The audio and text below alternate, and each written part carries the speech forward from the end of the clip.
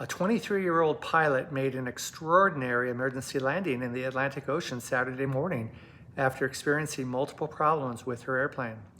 Faith Tenkley was flying her family's Piper Twin Comanche from Fort Myers toward the Bahamas. She was flying alone and planned to pick up her parents. About 15 miles from Boca Raton, things started going wrong. According to her, she experienced an engine problem, and she also discovered that the landing gear was not functioning properly. She initially considered making an emergency landing at Boca Raton Airport, but then she had to make a decision. The airplane had recently been refueled, meaning there was a significant amount of fuel on board.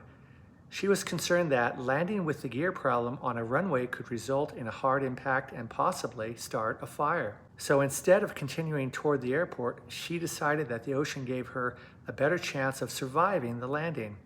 And this is what I find most impressive about this incident. So she maneuvered toward the shoreline where she had to avoid buildings, beachgoers, and people on paddle boards.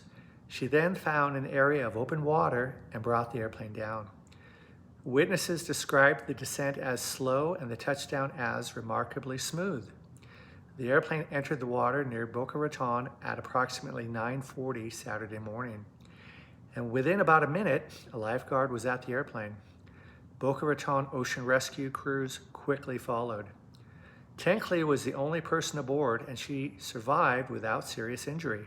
She was taken to a hospital as a precaution. Let's talk a little bit about the airplane that she was flying. It was a Piper Twin Comanche, specifically a PA-39. The airplane involved was built in 1971. The Twin Comanche is a relatively small, high-performance, 4 to 6 seat light twin with retractable landing gear.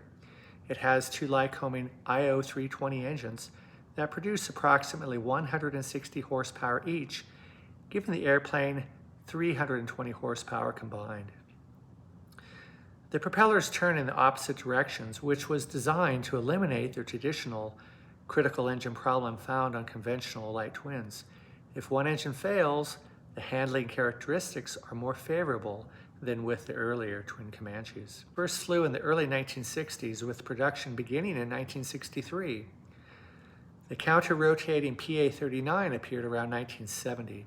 And Twin Comanche production ended after Piper's Lock Haven facility was flooded in 1972. When everything started going wrong, the most important piece of equipment on board wasn't the engines, the landing gear, or the avionics.